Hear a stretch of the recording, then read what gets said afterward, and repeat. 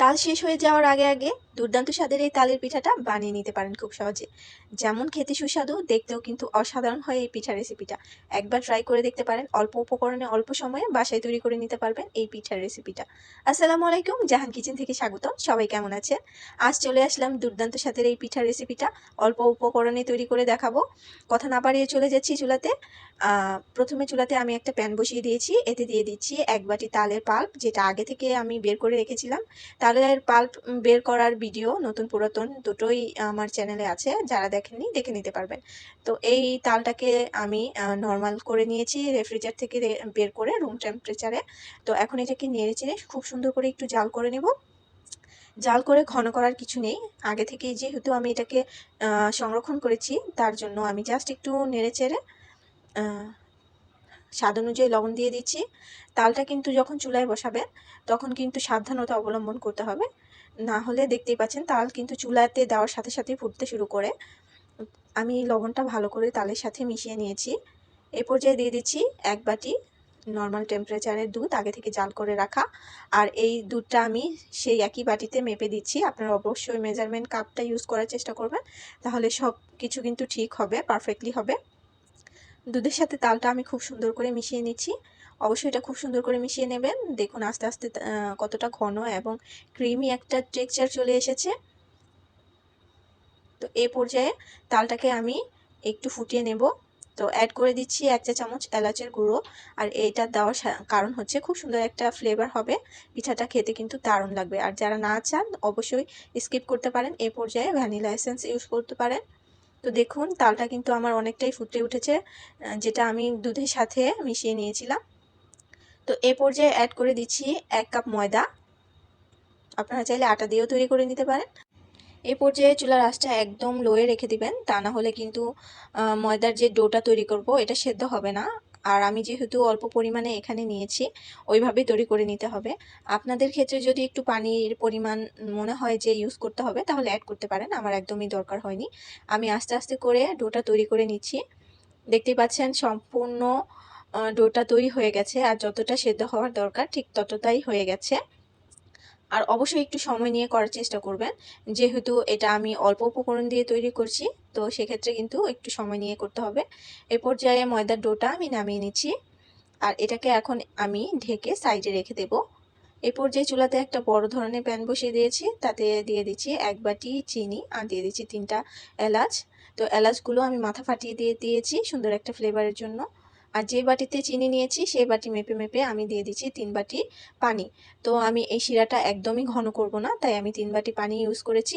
আপনারা চাইলে চিনির পরিমাণটা আরও বাড়িয়ে দিতে পারেন, আমি এই পর্যায়ে এই পরিমাণটাই রেখেছি। আর এখন সামান্য লবণ অ্যাড করেছি, দিয়ে দিচ্ছি সামান্য ফুড কালার। কালারটা অপশনাল, আপনারা চাইলে স্কিপ করতে পারেন। এটা একটা সুন্দর কালারের জন্য অ্যাড করেছি। আর আপনারা যদি ফুড কালারটা ইউজ করতে না চান, তাহলে এখানে সেক্ষেত্রে জাফরান ইউজ করতে পারেন। তো আমি নেড়েচেড়ে একটু কালারটা মিশিয়ে নিচ্ছিলাম, তার সাথে চিনিটাকেও গলিয়ে নেব। জাল করে ঘন করার কোনো দরকার নেই, জাস্ট একটা বলক চলে আসলে ঢেকে রেখে দিলেই হয়ে যাবে। আর যেটা বলছিলাম, আপনারা চাইলে এখানে চিনির পরিমাণ আরও আধা বাটি বাড়িয়ে দিতে পারেন। তো আমি কম ইউজ করব, তাই কম দিয়েছি। তো চলে এসেছি ডোটাকে একটু সেট করে নেওয়ার জন্য। তো যেটা আমি ঢেকে রেখেছিলাম, এইটাকে আমি এখন মধ্যে মধ্যে সুন্দর একটা ডোয়ে শেপ করে নেব। দেখুন কতটা সফট হয়েছে, দেখে কিন্তু বোঝা যাচ্ছে। এই পর্যায়ে আমি একটা রুটি বানানোর পিঁড়ি নিয়ে নিয়েছি, আর নিয়ে নিচ্ছি পরিমাণ মতো একটা লেচি। আপনারা চাইলে বিভিন্ন শেপের এই পিঠাটা তৈরি করতে পারেন, আমার কাছে এটা ভালো লেগেছে তাই এইভাবে তৈরি করে নিয়েছি। তো খুব সুন্দর করে একটু ডলে ডলে নিলাম, তা আর একটু খেয়াল রাখতে হবে যাতে কোনো দিকে ফাটল না থাকে। এখানে বলে দেওয়ার কিছু নেই, জাস্ট একটু খেয়াল করে দেখে নিলেই হবে। খুব সুন্দর করে তৈরি করে নিয়েছি। আর এটা হচ্ছে একটা ছাঁকনি, যেটা সবার বাসায় কম বেশি রয়েছে। তো এটাকে আমি ডিজাইন করার জন্য নিয়েছি, এটার পিছনে হালকা একটু তেল লাগিয়ে নিয়েছি। তো এ পর্যায়ে জাস্ট একটু প্রেস করে নিচ্ছি, দেখুন সুন্দর একটা ডিজাইন তৈরি হয়ে গেছে। আপনারা চাইলেও এটা স্কিপ করতে পারেন, আপনাদের ইচ্ছে মতো করে নিতে পারেন। তো আমি আরেকটা দেখিয়ে দিচ্ছি। দেখতেই পাচ্ছেন হালকা হাতে একটু প্রেস করে দিলেই কিন্তু খুব সুন্দর একটা ডিজাইন তৈরি হয়ে যায়। তো এভাবে একবার ট্রাই করতে পারেন, এই পিঠাটা কিন্তু খুব মজা হয়। মিষ্টির চাহিদা পূরণের ক্ষেত্রে কিন্তু এটা খুবই অসাধারণ একটা পিঠা রেসিপি। তো কথা বলতে বলতে আমি সবগুলো পিঠা তৈরি করে নিয়েছি। দেখুন খুব সুন্দর লাগছিল, কিন্তু কাঁচা অবস্থাতেই খুব সুন্দর লাগছে। এটা যখন রেডি হবে তখন এর থেকেও বেশি সুন্দর লাগবে। তো এই পর্যায়ে চুলাতে একটা কড়াই বসিয়ে হিট করে নিয়েছি, তাতে পরিমাণ মতো তেল অ্যাড করেছি। এখন দিয়ে দিচ্ছি পিঠাগুলো।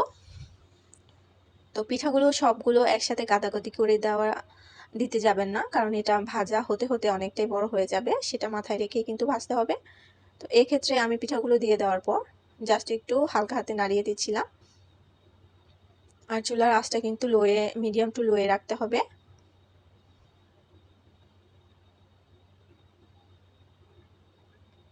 দেখতে পাচ্ছেন কিছুক্ষণ পর চলে এসেছি, এখন হালকা করে উল্টে দিচ্ছিলাম। এক পাশে কিন্তু অলরেডি হালকা হালকা কালার চলে এসেছে, দেখতে পাচ্ছেন। আর আরেকটা কথা বলে নিচ্ছি, এই পর্যায়ে চুলার আঁচটা কিন্তু মিডিয়ামেই রাখবেন, হাই করতে যাবে না, তাহলে পিঠাগুলো দ্রুত কালার চলে আসবে, ভিতরে কাঁচা থেকে যাবে, সেটা কিন্তু খেতে ভালো লাগবে না। তো আর এটা অফ ক্যামেরায় আমি আরও 2-1 বার নেড়েচেড়ে উল্টে পাল্টে দিয়েছি, কারণ এটা যাতে খুব সুন্দর একটা কালার আসে আর ভিতরে যাতে পারফেক্টলি কুক হয়, সেজন্য আমি এটা করেছি। আপনারা অবশ্যই করে নেবেন।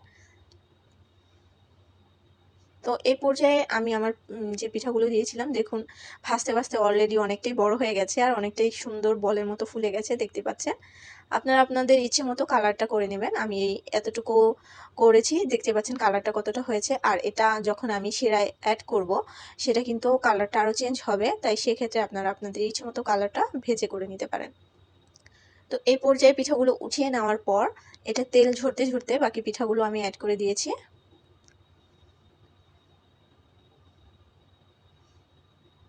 দেখতে পাচ্ছেন কালারটা কতটা সুন্দর হয়েছে, ডিজাইনটাও পারফেক্টলি হয়েছে। তো পাশের চুলাতে যেটাতে আমি শিরাটা রেখেছিলাম, সেটাতে আমি পিঠাটা অ্যাড করে দিলাম। হালকা করে একটু উল্টে পাল্টে নিচ্ছিলাম, এখন ঢেকে রেখে দেব। বাকি পিঠাগুলো একটু নেড়ে চেড়ে উল্টে পাল্টে নেব।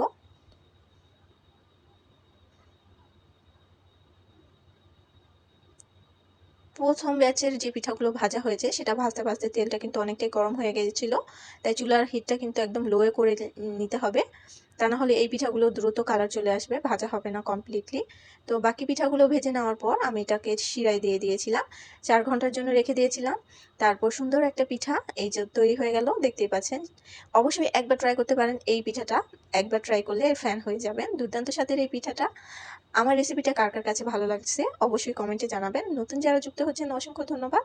আমার চ্যানেলের পাশে থাকবেন, লাইক কমেন্ট করবেন, শেয়ার করবেন, সাবস্ক্রাইব করবেন এবং নোটিফিকেশন অলে রেখে দেবেন নতুন নতুন ভিডিওর জন্য। সবাইকে অসংখ্য ধন্যবাদ। আবার চলে আসবো নতুন ভিডিও নিয়ে। সবাই সুস্থ থাকবেন, ভালো থাকবেন। আল্লাহ হাফেজ।